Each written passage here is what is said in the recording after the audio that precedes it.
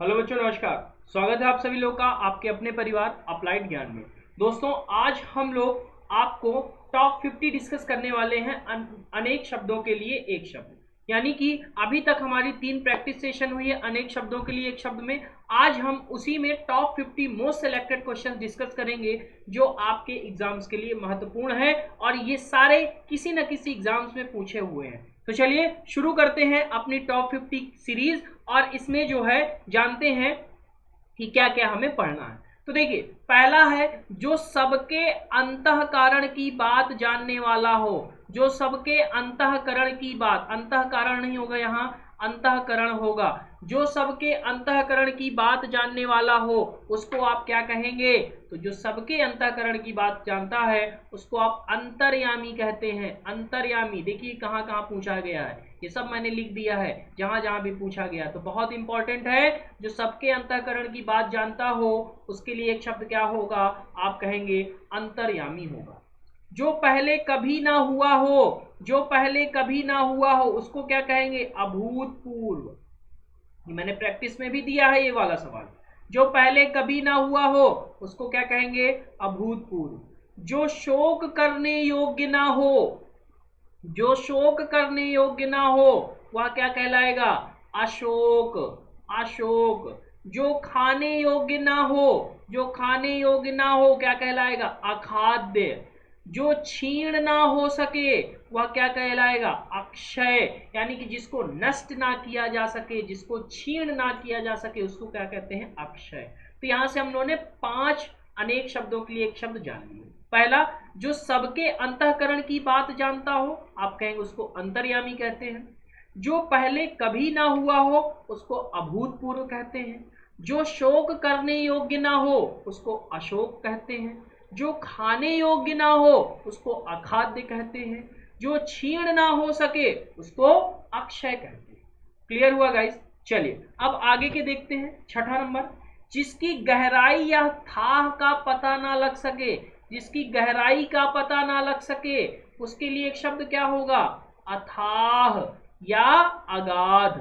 चाहे अथाह हो चाहे अगाध हो, दोनों सही है। जो चिंता के योग्य ना हो, जो चिंता के योग्य ना हो उसके लिए एक शब्द क्या होगा? आप कहेंगे अचिंत्य या अचिंतनीय, दोनों शब्द सही है। जो इंद्रियों द्वारा ना जाना जा सके, जो इंद्रियों द्वारा ना जाना जा सके, वेरी इंपॉर्टेंट है, ये मैंने अपने प्रैक्टिस में भी लिया था। जो इंद्रियों द्वारा ना जाना जा सके उसके लिए एक शब्द क्या होगा? आप कहेंगे अगोचर या अतीन्द्रिय। ठीक। जो वस्तु किसी दूसरे के पास रखी हो, जो वस्तु किसी दूसरे के पास रखी हो, इस शब्द के लिए, इस वाक्य के लिए एक शब्द क्या होगा? आप कहेंगे अमानत। जो बीत चुका हो, इस वाक्य के लिए एक शब्द क्या होगा? आप कहेंगे अतीत। ठीक। तो देख लेते हैं, जिसकी गहराई या थाह का पता ना लग सके आप कहेंगे उसको अथाह कहेंगे या अगाध कहेंगे। जो चिंता के योग्य ना हो आप कहेंगे अचिंत्य या अचिंतनीय। जो इंद्रियों द्वारा ना जाना जा सके उसको कहेंगे अगोचर या अतीन्द्रिय। जो वस्तु किसी दूसरे के पास रखी हो उसको आप कहेंगे अमानत। जो बीत चुका हो उसको क्या कहेंगे? अतीत। तो इस प्रकार हमने 10 यहां से खत्म कर लिए। अब आगे बढ़ते हैं 11वें पर।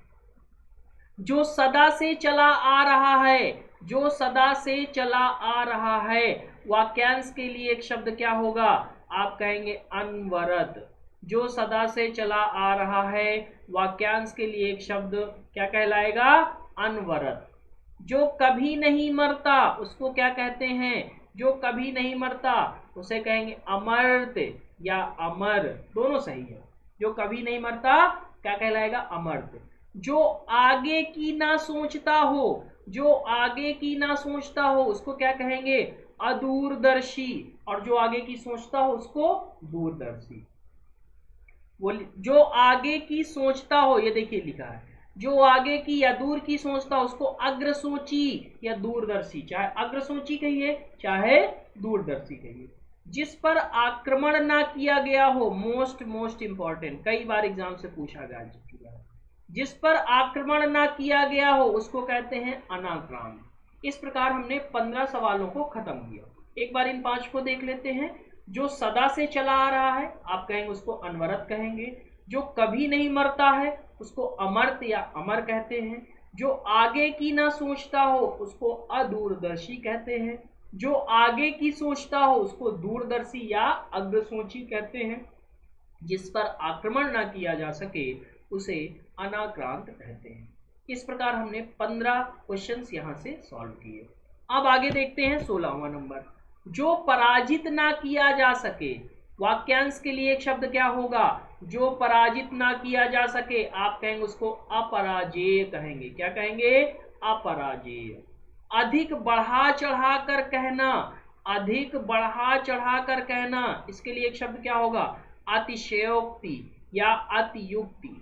ठीक, अधिक बढ़ा चढ़ाकर, खूब बढ़ा चढ़ाकर बड़ाई करना किसी की, ठीक है, उसी को क्या कह देते हैं? उसी वाक्य के लिए एक शब्द क्या हो जाएगा? अतिशयोक्ति या अतियुक्ति।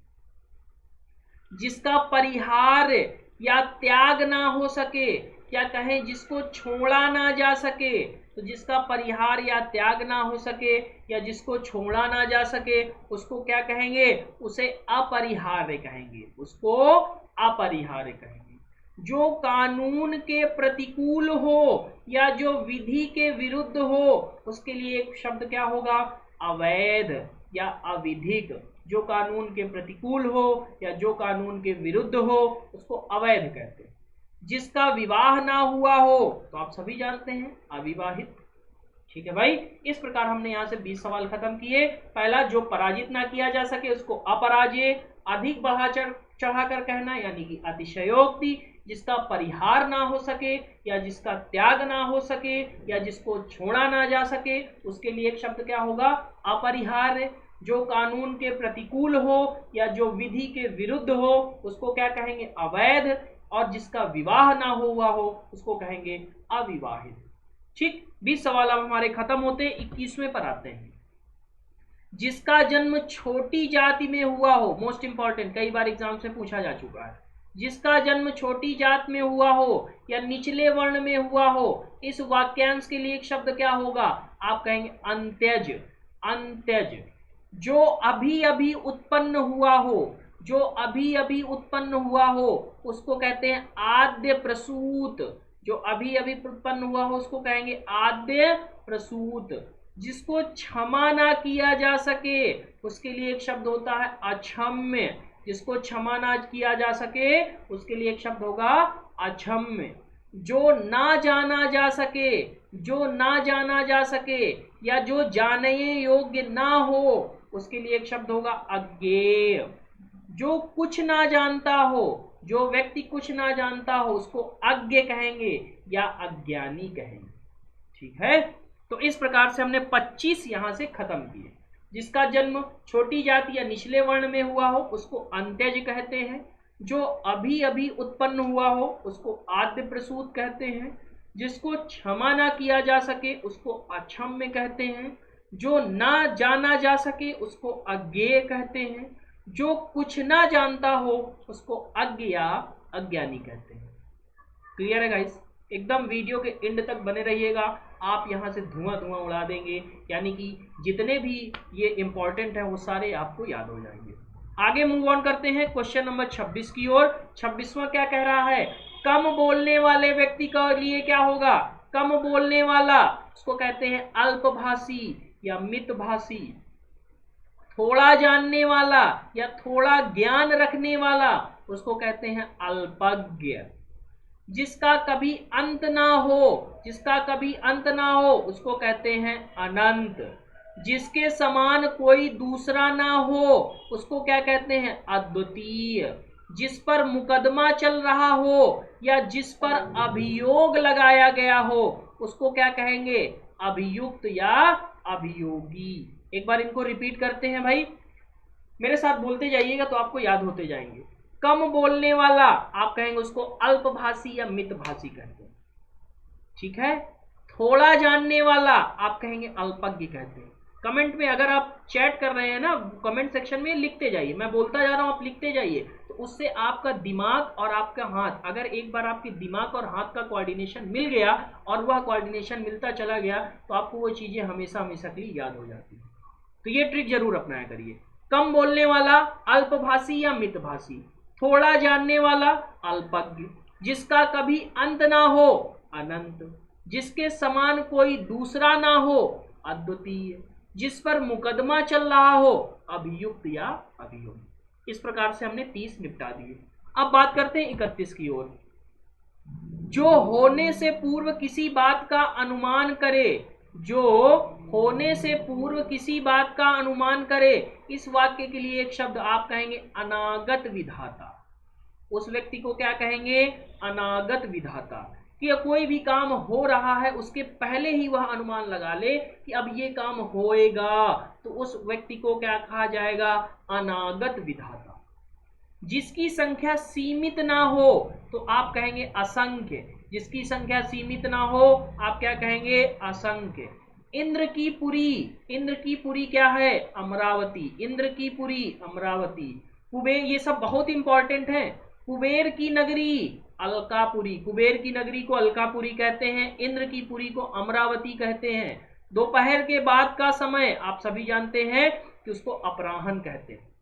ठीक, तो जो होने से पूर्व किसी बात का अनुमान लगा दे उसको अनागत विधाता कहते हैं। जिसकी संख्या सीमित ना हो उसको असंख्य कहते हैं। इंद्र की पुरी अमरावती कहलाती है, कुबेर की नगरी अलकापुरी कहलाती है, दोपहर के बाद का समय अपराह्न कहलाता है।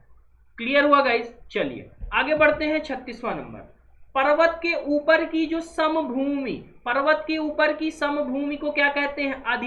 आदित्यका, आदित्यका कहते हैं, जो पर्वत की ऊपर समभूमि होती है।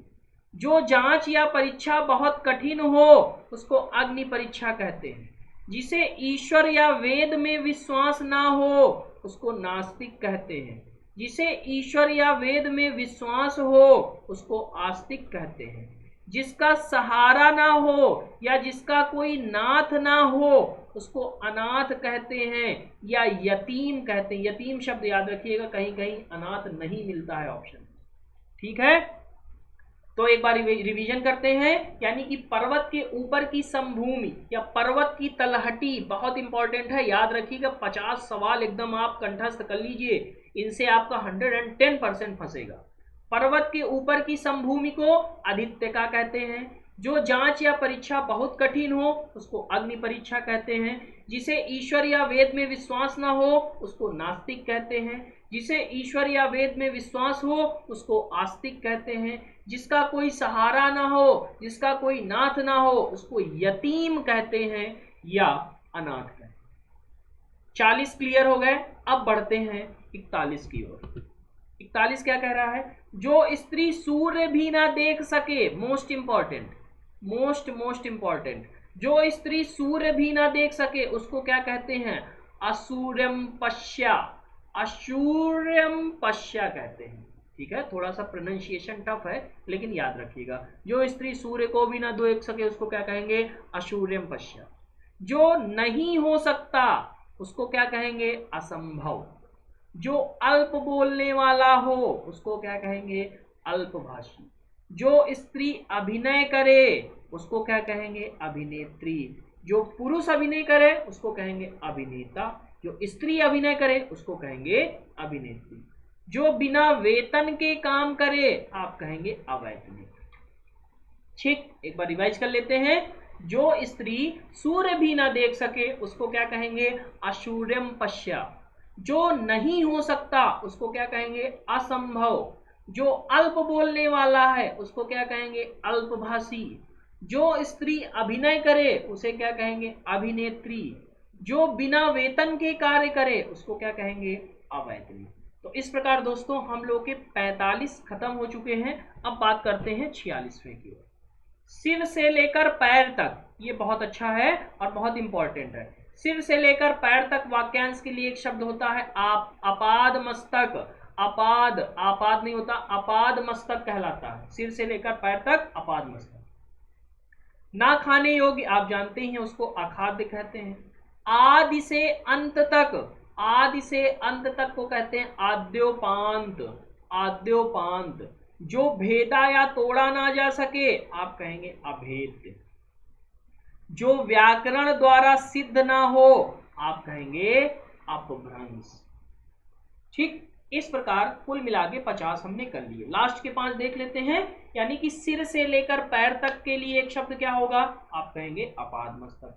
जो खाने योग्य ना हो इसके लिए एक शब्द क्या होगा, आप कहेंगे अखाद्य। आदि से अंत तक के लिए एक शब्द क्या होगा, आप कहेंगे आद्योपांत। जो भेदा या तोड़ा ना जा सके के लिए एक शब्द क्या होगा, आप कहेंगे अभेद्य।